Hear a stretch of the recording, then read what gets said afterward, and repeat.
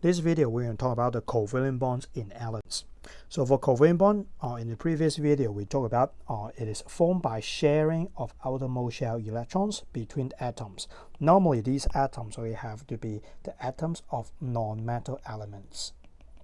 Okay, and further elaborate a little bit. Okay, the covalent bond actually is an electrostatic attraction between the positive charge nuclei and the negative charge electrons, okay, in the middle.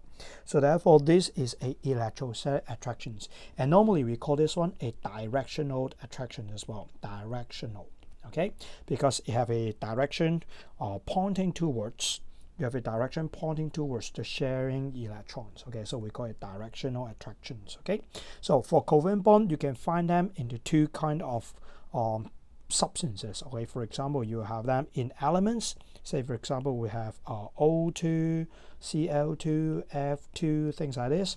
And compounds, it can be HCl, NH3, more than one kind of elements, okay, presence in these kind of substances. Okay, so you can find them in the element and compounds, and this video will focus on the element first. So for chlorine molecules, okay, so remember chlorine molecules is different from atoms, because atom is talking about one, molecules we talk about two.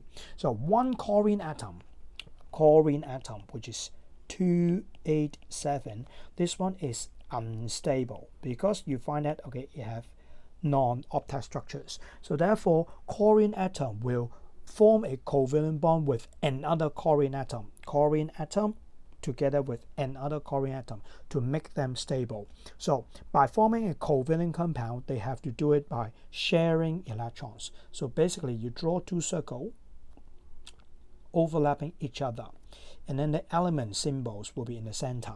First of all, you have to assess, okay, this is 287. You want one extra electrons to make it 8 in the outermost shell electrons. If you want one extra electrons, you're doing sharing. So therefore you not just ask one electron from the other atoms to you. Instead, okay, you want one, you have to donate one first. Okay, so now you have 7 electrons in the outermost shell electrons. You want one extra, so you're going to give out one for sharing. For the rest, okay, you'll just keep it by yourselves. Okay, so 1 in a sharing zone. For the rest, 6 of them, you put it outside. So by doing so, okay, you're ready for the other atoms to give you the electrons. Or to show it clearly, okay, we can use cross and dot, okay, to represent the electron from different atoms. So for the chlorine, okay, actually the other chlorine atoms, they just do exactly the same will do. When they see that in a sharing zone, in this sharing zone, you got 1 electron in it. Basically, okay, what they need to do is just put 1 electron, same number of electrons in the sharing zone will do. So again, this is 287. So for this 7 electrons, we put 1 in the sharing zone already. So for the 6 of them, they'll just put it outside. So how can you know that, okay, this drawing electronic diagram is correct or not? Okay, remember all the time, basically you need to just have a, see whether I can do this. Oh yeah, good. So you just need to cover up. Okay, when you cover up one of the atoms, you'll find that, okay, you can count 1 2 3 4 5 6 7 8. You have 8 electrons in the outermost shells right now.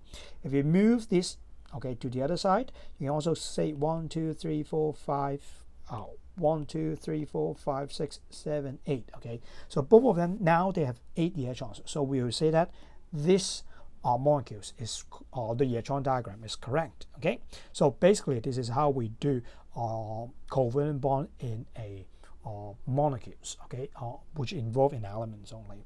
So next we're going to talk about oxygen molecules. So again, okay, oxygen molecules, they are formed by 2 oxygen atoms combined together to form a molecules. So oxygen atom this time, okay, they have 6 electrons in the outermost shells. Okay, so let's have a look. 6 electrons in the outermost shells.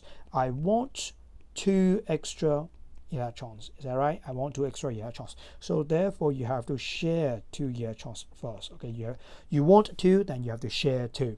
For the rest, okay, 6 minus 2, you have 4 electrons. You will just put it aside. So basically you draw 2 circles overlapping with each other. The elements symbol in the middle. So you put 2 in the sharing zone, 2, 1, 2 here, and then 4 in the other side. Okay, 1, 2, 3, 4, like this. Okay, so for the other oxygen atom, you do the same, 2 here, and then 4 outside. Now, okay, we're going to use the board, okay, to cover it up. Okay, so if you cover up here, you see 1, 2, 3, 4, 5, 6, 7, 8. At this moment, you have 8 electrons here. Okay, and then on the other side, okay, you also have 2.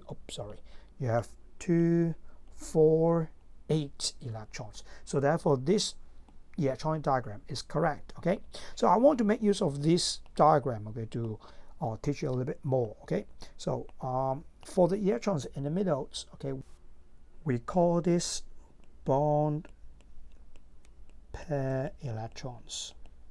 Okay, or sometimes we call it shared paired electrons. Okay, it must be a pair. Okay, so we call this bond pair electrons. So in this case, we got 2 bond pair electrons or 2 shared pair electrons. But for this one, okay, we call this lone pair electrons. Okay, so for this molecule, we have like 4 lone pair electrons in this molecule. So you need to know how to count the number of lone pair electrons and also bond pair electrons. And just want you to pay attention to that. Okay, this time we have 2 bond pair electrons. Okay, 1 here, 1 pair here. So we call this one a double bond. Okay, so next example, we're going to talk about a triple bond molecules. Okay, triple bond covalent compounds. So for this, okay, we have a nitrogen. So you see that nitrogen is 2, 5. We have 5 electrons in the outermost shells. We want 3 more electrons. Okay, wants to have 3 more. So therefore, you have to share 3 electrons in the outermost shells. For the rest, okay, you should have 5 minus 3. Origin, you have 5. You share 3 already. So you have 2 electrons left. That will be the lone pair electrons. Okay, so basically, you have to draw 2 circles. 1, 2. Okay, so 3 in the center, 2 outside, nitrogen in the middle of the circle, and then the other side, okay, they just follow through, and then you just need a card, okay, to cover it up. Okay, you cover it up, you count 6 in the middle, 6, and then plus 2 will be 8.